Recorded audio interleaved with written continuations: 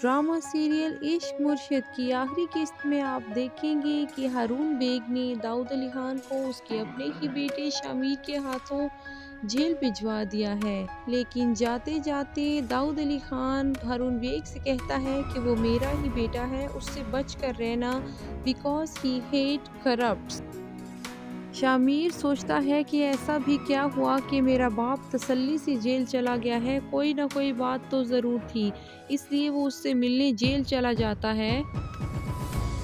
शामिर इस तमाम मामले की इन्वेस्टिगेशन करेगा। इधर जब फरा फ़ोन पे बात करेगी और हारून बेग से कहेगी कि तुम दाऊद अली खान के साथ ऐसा नहीं कर सकते, मैं ये तमाम बातें शामिर को बता दूंगी कि तुमने ही मुझे जुबैदा सिकंदर को जहर देने को कहा था और तुमने मुझे फंसाया था कि अगर तुमने ये बात किसी को भी बताई तो तुम खुद ही फंसोगी और तुम्हारी शादी दाऊद से नहीं हो पाएगी।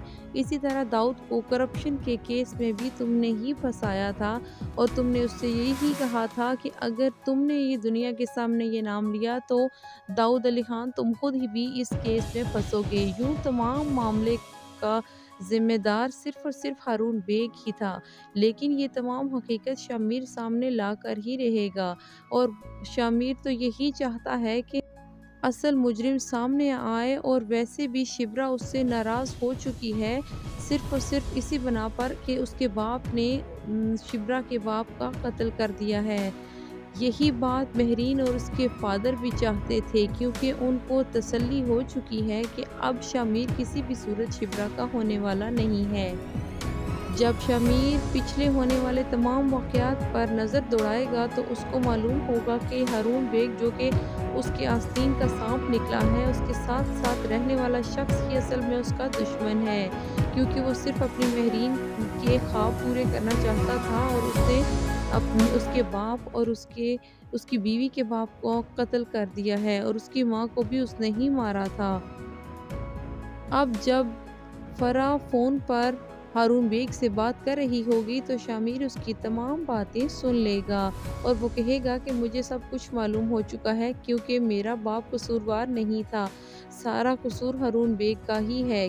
वो किसी भी हद तक जा सकता था और उसे मालूम हो जाएगा कि दाऊद अली खान सिर्फ और सिर्फ अपने बेटे को खोना नहीं चाहता था, इसलिए उसे डर था कि अगर वो तमाम बातें अपने बेटे को बता देगा तो वो उसको ही कसूरवार समझेगा, जबकि असल कसूरवार तो हारून बेग ही था, जो कि अपनी बेटी की आंखों में आंसू नहीं देख सकता था, चाहे उसके लिए इसे किसी के बाप की ही जान क्यों ना लेनी पड़े। अब वो शिब्रा की आंखों में आंसू देखकर उसका दिल नहीं तड़पता, जबकि अपनी बेटी तो उसे बहुत ज़्यादा प्यारी है।